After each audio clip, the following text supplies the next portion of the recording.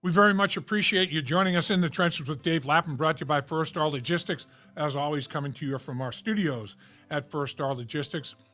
And boy, we've got a good one for you today. Logan Wilson, still rehabbing. You know, he's doing a good job there. He's taking care of things, taking care of business. Had an injury that had been bothering him for a while. Going to take a while to come back from it, 100%. But he's putting in the time, putting in the work. He's an effort guy, no doubt about that. And we wanted to catch up with Logan Wilson to talk about Al Golden. Not only talk about Logan's rehabilitation, but how about the new defensive coordinator? When he was the linebacker coach here at Cincinnati, he was instrumental in Logan Wilson being drafted with the 65th pick in the draft, early third round draft pick for the Cincinnati Bengals. They've got a great relationship. And boy, Logan Wilson thinks the world of Al Golden, and Al Golden thinks the world of Logan Wilson. So it's going to be very interesting to watch these two take it to another level.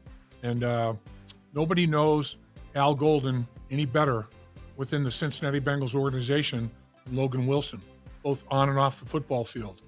He'll tell us what he thinks about him as a football coach, and just as importantly, what he thinks of him as a human being.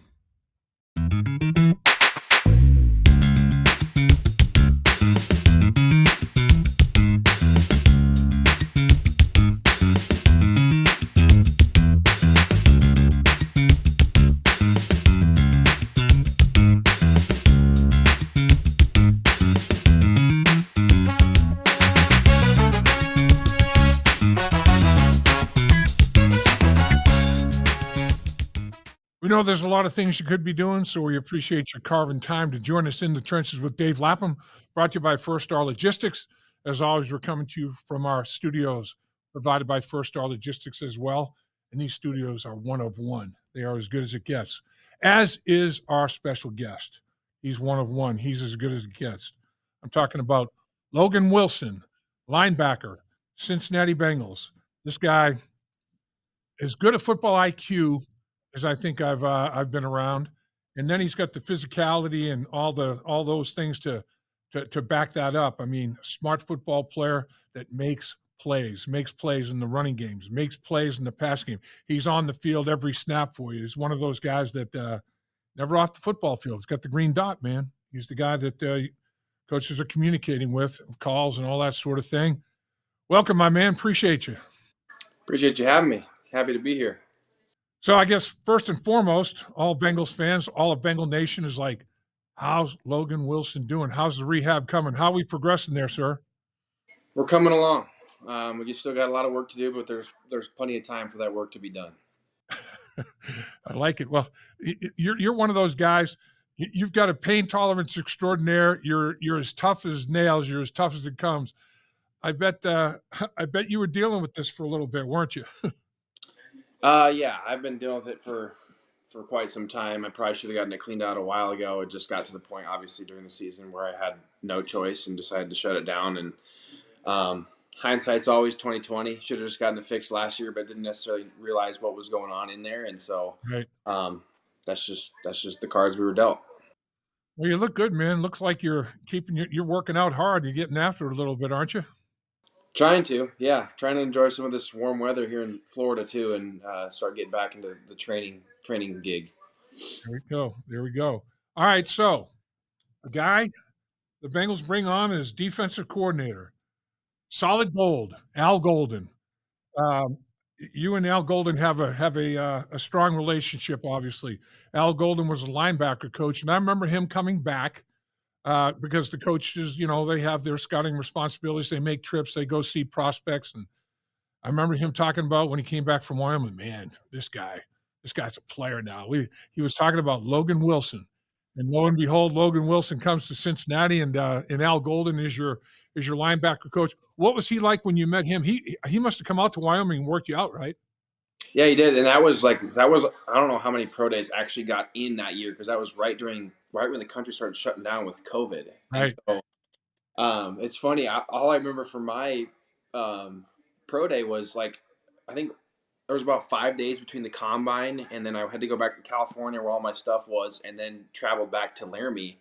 And so, if you don't know anything about Laramie or Wyoming, we're at the highest stadium elevation in the country, so it's 72 feet. And so when you're training at sea level for 2 months, and then you go up to 7,200 feet with not enough time to acclimate your body, for those who know all the science behind it, um, you get pretty gassed pretty easily, and you feel like you're out of shape. And so we were doing drills, and there was just another linebacker that I play with, Cash. Him and I were going through the drills, and he stayed in Laramie to train, and so he was used to the elevation, and was not. And that was my first time of really like getting a taste of the elevation, because you hear, I mean, I know about it, but I grew up Right. in Casper, which is like just a couple thousand feet less.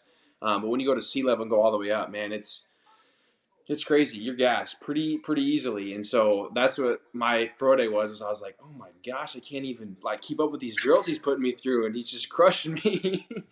But it obviously ended up working out, and I met with him at the Senior Bowl a little bit, not necessarily one on one. During the Senior Bowl, you flip coaches, or flip coaching staffs, meaning you just do like one meeting with like the linebackers coach, and Right. they would ask you questions, and then they obviously got to evaluate you, and he liked me enough to pull the trigger and help the organization draft me, and so always forever indebted to that piece of him.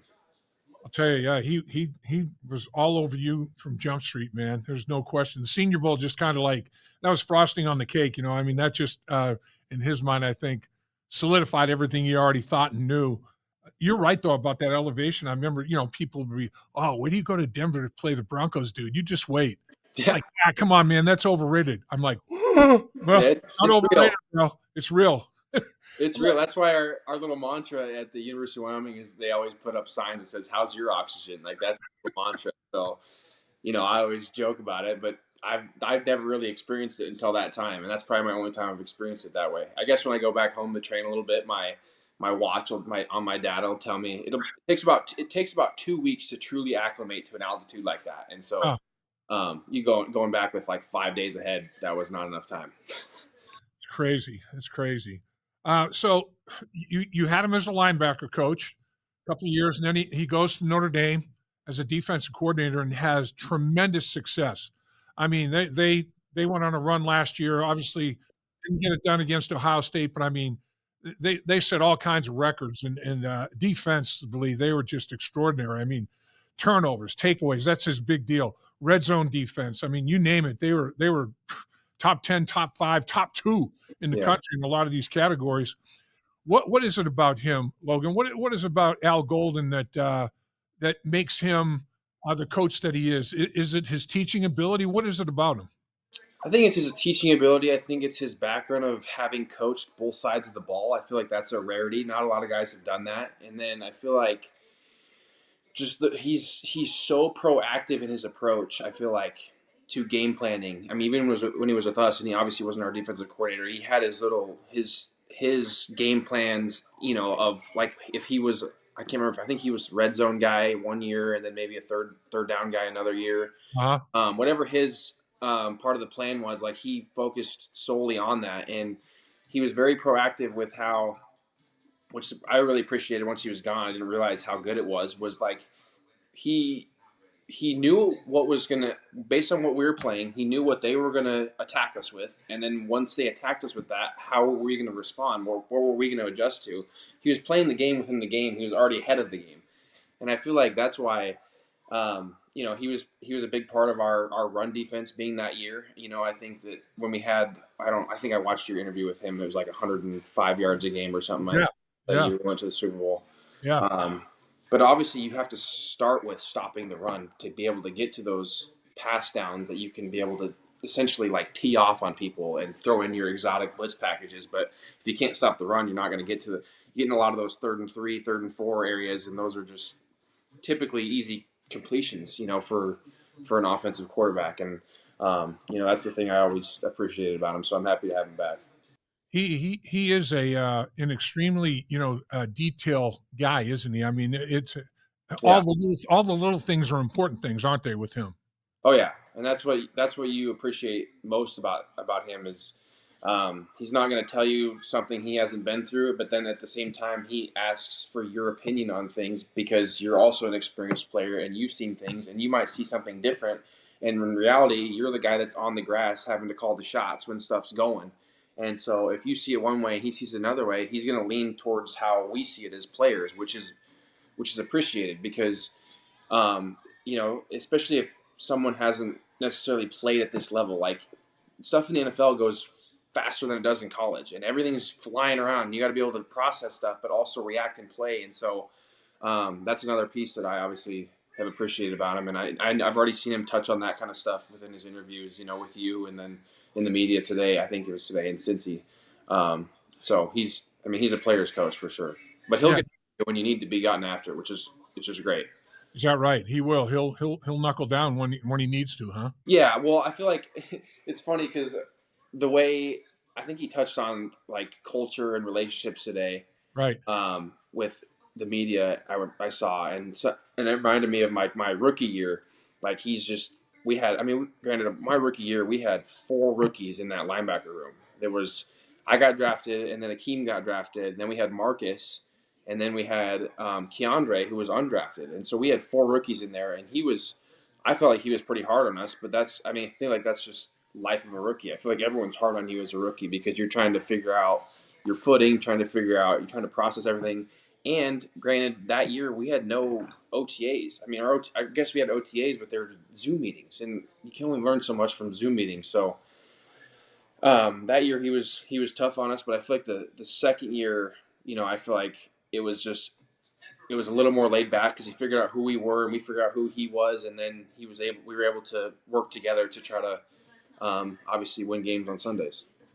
I asked him about that, what you're describing, Logan, a little bit earlier when you were saying, the fact that he played tight end, he coached tight ends, he coached linebackers. I mean, he's a both sides of the ball kind of guy. And I asked him a question, might have been I can't remember. I think it was at the presser, or I can't remember. It was the podcast of the presser. We're running together now, but I said, what has that done for you? How is that getting you prepared for what you're doing now as a coordinator? And even last year at Notre Dame, he goes, game day.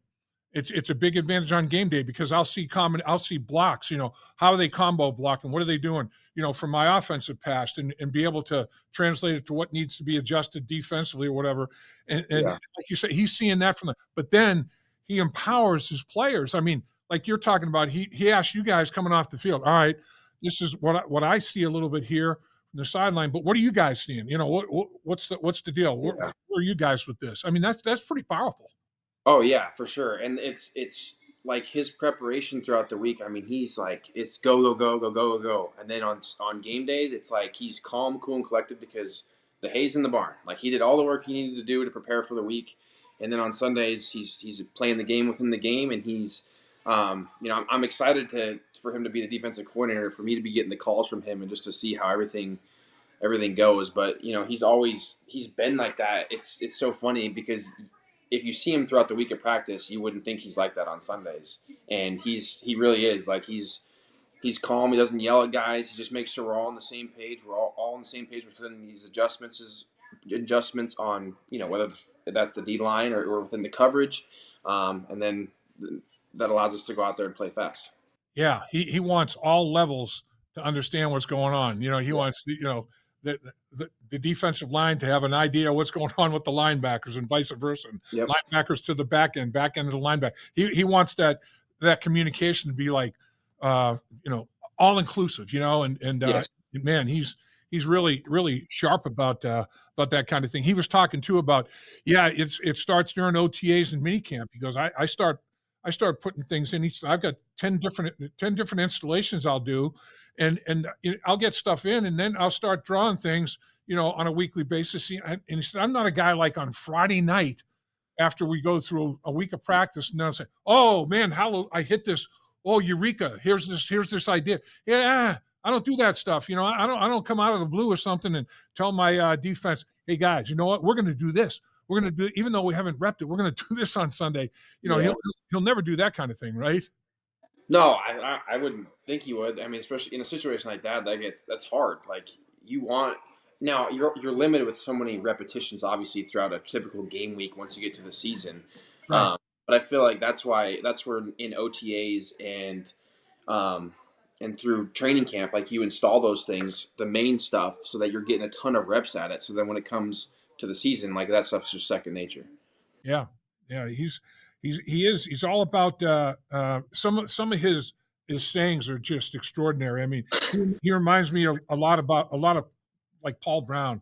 Paul Brown had these say a lot in a few words kind of thing, and the familiarity that you have with him and he has with you and other players from being there. And um, he talks about one heartbeat, like we were talking about. He wants his defense to play with one heartbeat, wants everybody to understand not just what you're doing, but why you're doing it Yeah. and why you're hitting this gap, because what they're doing up front it necessitates you being in this gap, and everybody better be in that gap. It's the AAA, man.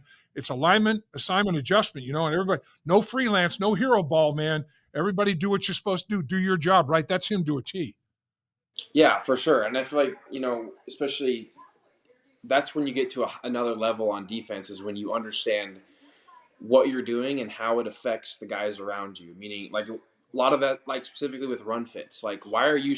I'm spilling it so that the other linebacker can get over the top. Which otherwise, if we hammer it, like it's going to allow this guy to get collected by the tackle. Like there's different things within the game that allows you to do. And as a defense, if we can get to that point where we're understanding what each other's doing and then why we're doing it, and then we're all even if we're all wrong, we're all right type of mindset. That'll fall into that one heartbeat mindset that he has for us. Yeah, I mean, great coaches that I played for. It's like, you know what? Like you said, even if we're all wrong, we're all right. Mm-hmm. If you're making a mistake, if you're making it decisively, it's not horrific. But Yeah, if you're like, hey, but damn, if what I would do, and you don't do anything, that's the worst thing you can possibly do. Decide on something and go 100,000%, man. Usually it works out in some way, shape, or form. Maybe yeah, not as well as if you did your job the right way, but if you're doing it 100%, then it's that's the second best scenario. Best scenario is know your assignment, do your job. right. If you're gonna screw up, go 100% when you screw up, right? Yeah, but you can't. They should. But one thing like he shouldn't have to do is coach effort on our team. That's how. I mean, I've always been a firm believer in effort, and that's why I've always played that way. But that's how you can allow like a potential 50-yard run and turn it into a 10-yard run type of thing. Because if it gets out the gate, you're always running to the ball, and he harps on turnovers, and obviously we're gonna work on that and stress on that with ball disruption drills, all throughout practices. And obviously, when you're constantly doing those drills, then you'll constantly be thinking about it, and then that's even second nature as you're running to the ball, and you're essentially while you're running to the ball, you're analyzing where the position of the ball is. Does he have it high and tight? Is it loose? Can you punch it? Can you rip it? Like all those different things that when they become repetitive, it's just second nature. And watching the Philadelphia Eagles game, their defense, they were getting at Yeah, if somebody got up off the ground and was just starting to get themselves in position to they would go right for the football, man. They were going yeah. right for it and punching it out of there. It's unbelievable. Well, that we have a drill like that that's called a stumble bump, and so like typically when you're an offensive player and you're holding yourself up or you're coming back up, you naturally like lose security of the ball, and that's usually the best time as a defender to be able to punch the ball out. Hi, Bart. One thing about him, what's your dog's name again? It's Olaf. What is it? Olaf, like Olaf. the movie Olaf. Frozen. The man. He's looking good now. All right, so another thing he talked about was having the clear plan, avoiding the gray area. He said, I'm all about avoiding that gray area. I want everybody to be speaking the same language. But the ball disruption thing, obviously humongous. Fundamentals. The other thing is the great coaches that I played for, they keep it simple. It's not like they'll maybe window dress it differently, but the Yeah, concepts are very, very simple. There's not that much that you can screw up from a conceptual standpoint, because the great ones, they have a way of like repetition of the same things over and over. Keep it simple, and man, you can do it in your sleep. I mean, you can sleepwalk. yeah. Well, the saying "keep it simple, stupid," right? Exactly. Yeah, I mean that's the best way to go about it. I feel like when you start getting too complex, guys just you're doing more thinking than you are reacting, and this game is truthfully all about reacting, especially at this level. You got to be able to react to what they're throwing at you. And so I think that there's a lot of merit into that. When by keeping it simple, it allows guys to play fast and react to and really use their God given abilities to be able to play at a high level. So it's great to hear he's gonna be like that, and I assumed he would be. The other thing, he's very aggressive in his mindset. I mean, he'll come after you now. He'll bring an extra guy. He'll blitz and he expects his players to be very physical. In so doing, right? I mean, his whole mindset is punch, don't counter punch. We're going to punch you guys. We're not taking counter punches, man. Yeah, it's a game that you got to play as a defensive coordinator is when to throw your punches. But sometimes you got to take punches, but other times you gotta enforce the punches on the team on the offense and throw them a little curveball, something they maybe haven't seen. And I feel like that's what keeps offenses on their toes, and he wants to keep them always adjusting to stuff on the sideline based on what we go to. One thing about him doing the podcast with him, seeing him in the media interviews, the guy is like positive energy. Some guys are like, this is a mundane. I don't even really want to do. He is like, man, he's making eye contact. He's a high energy guy, isn't he? I mean, is he like that all the time? It's like he talks about setting a standard, and it seems like he's going to talk about setting a standard. He's going to be the first guy to set the standard, and give an example of setting a standard and hope that everybody else kind of rises up. Yeah, and I feel like he empowers the players to set the standard too, right? Like I feel like he's got to there's for example, there's as one thing as players and as leaders, like you gotta allow your guys to, there's no reason that we should be coaching effort on day 15 of training camp. Like that should not be something like everyone's tired, everyone's hurting, it's hot outside, it's humid in freaking Cincinnati. Right. Like those are things that you shouldn't have to be coaching. And as as players and leaders, like we got to keep guys accountable as we go forward because the fact of the reality is we have not been very good the last couple of years on defense. And so I'm ready to get started with him and just to see all the different things that we do and all the similar stuff that we do as well. The other thing I talked to him about is we know here in Cincinnati the coaches they have responsibilities for the upcoming draft. They'll go out and they'll watch prospects like he did with you. Yeah. Go out to your school and work you out and interview and all that sort of thing. And the fact that at Notre Dame for the last 3 years and going all the way to the national championship game the last season here, he saw a lot of players. I mean, he coached some great players. Yeah. Before this season, he had 6 players drafted in the NFL in 22 and 23, I believe. So, I mean, six guys, get drafted. So, I mean, it's like not only his players, but the players that he's, preparing against. And I said to him, you've Notre Dame plays everybody, anytime, anywhere, any place kind of thing. So you've seen all these great teams and players from various conferences. Yeah. And you've seen them on the football field, eyeballing them. He goes, yeah, funny you say that. He goes, man. I did remember. I saw this part. Yeah. Yeah. He goes, a national championship game, they came off the field. Dude, coach, this dude, he's faster than we thought, man. This guy is fast. It's like, and he saw that. I mean, he sees that. So, I mean, he's going to be a very big plus, I think, to the personnel department as well. Not only this year, but for, as a couple of years now down the road, as guys continue to come out. Oh, yeah, I schemed against that kid. He's this, he's that, he's that. That's invaluable. It really is, isn't it? Yeah, and I feel like another piece to credit him with is like his evaluation of guys that we've ended up drafting, in the last few years. Like, myself, Akeem, Marcus, like guys like that were his position group specifically that we were able to draft and to bring in. I feel like it says because they were all contributors. We were all contributors in some form or fashion within our time in Cincy, and so I feel like that helps him. And obviously, he knows the staff upstairs, and so they're gonna already have that relationship to begin with. He talks about tackling all the time. I mean, that ball disruption and tackling are his two things. Those are his principles, I guess. His two biggest principles. What does he do? I mean, in the National Football League, as we know, it's a long season. How much contact? What kind of tackling does he do? Not live tackling drills, but does he do pretty much form tackling to the point of just not taking them to the ground kind of thing?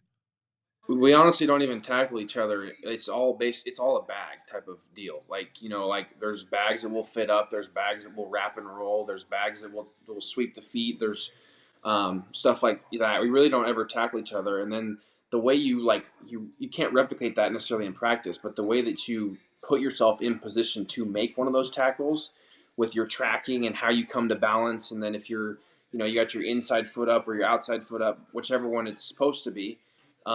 There's different situations, but if you're coming in like standing straight up and down, like that's not going to be a good habit to have because that's not reality. You're not going to be able to break down and make a tackle. And so just understanding, like taking those reps seriously when you're tackling a bag, like sometimes it can get monotonous, but that's just kind of how it goes. But then you're able to, replicate that on the grass. He mentioned that you reached out, he reached out, whoever you guys got in communication right away, and I'm not the least bit surprised about that. He has they have hired a linebacker coach, Mike Hodges. 8 years he was with the New Orleans Saints. Coach made a good point with Jerry Montgomery, the defensive line coach. He goes, "Hey, he was in Green Bay for 9 years, different general managers, different coaches, different coordinators. 9 years he's with that organization." Same kind of thing with Coach Hodges here. 8 years with New Orleans. Some changing the guys there for 8 years. Have you had any communication? Do you know much about Coach Hodges at this point, or is it too soon? I haven't had any communication with him yet. I mean, I do remember meeting with him a few times when I was coming out of the draft process when he was with the Saints. But other than that, I've just heard from guys that have played for him. They love him. He's young. He's a cool dude. And like he's he has ties with Zach and Joey. From their time when they were at Texas A&M. And so they said I'll love him, so I'm obviously going to take their word for it. And then for Coach Montgomery, I feel like one of my buddies told me he actually has a tie to Wyoming. I don't know if he coached at Wyoming at one point early on in his career, but I think I'd have to look for sure. But yeah, check that out. Yeah, everyone says that I'm gonna love him too. So he's the defensive line game as well as the run game coordinator. Because I guess we got to put defensive run game coordinator because that's a misleading thing right now on social media I've seen, because it said all it says is run game coordinator next to his name, not defensive run game coordinator. Yeah, that's that's. I was like, there's no way he's going to be offensive run game coordinator and coaching our D line. That'd be tough. It confused my wife. She said the same thing. She goes, "He's the run game." I said, "No, he's the defensive run game." Defensive. You have to scheme against the run on the defensive side. Yeah. So yeah, it's very interesting. Well, and Jordan Kovacs, Charles Burks, those guys stay on the defensive staff. Yep. That's obviously you have some continuity there, as well. So you got to be excited. I mean, you got to be excited about what's gone on there. Yeah. I mean, Lou Anarumo, a hell of a coach, he lands on his feet. Yep. And Betch goes with him to the Indianapolis Colts. James Betcher does. So I mean, they get themselves another opportunity, and in comes a new coaching staff for your defensive football team, and I'm sure Coach Al Golden, he's going to lean on you, because I know he thinks extremely highly of you, not only as a football player, but as a human being and a leader and all that sort of thing. It's going to be very interesting. It's going to be a lot of fun watching it all unfold. I think it's going to be exciting. I really do. Yeah, I mean, I'm definitely excited to meet some of the new coaches. Obviously, I know Al and JK and Coach Chuck, and so and even Ronnie, who was our linebacker assistant last year, he's back too. So there's still some continuity, and I obviously have an idea of what kind of scheme Al runs. So it's going to be. We have a lot of work to do. I think that's a good thing. That means we have a lot of room for improvement, and so.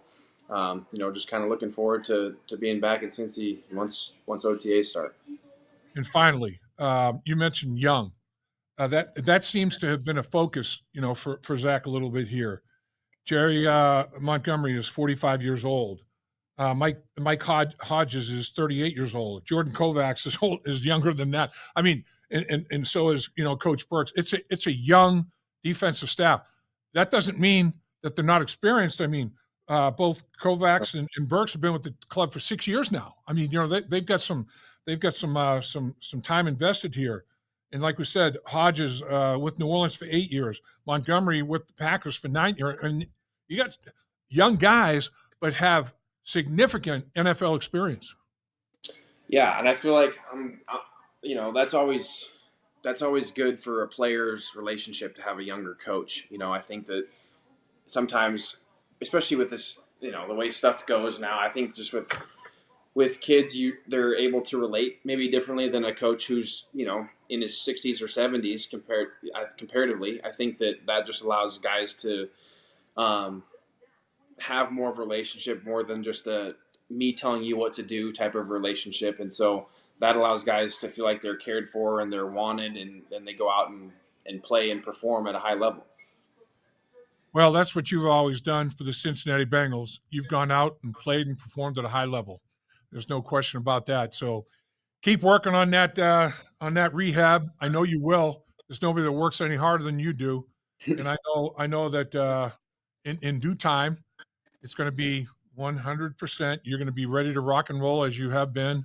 Yeah. Can't thank you enough for your time. Appreciate it. Enjoy some fun in the sun, man. I will. Thanks, Dave. Hey, Dave Lapham here. While games are over for the season, there's no off-season for the First Star Media Group or First Star Logistics. Join me in the trenches and Joe Goodberry of Bengals on the Brain here on the First Star Media Group YouTube channel. First Star Logistics gave away great prizes during the season, which will continue with exclusive content and special giveaways during the off-season. So please subscribe to the channel and hit the like button to help us continue to grow the channel.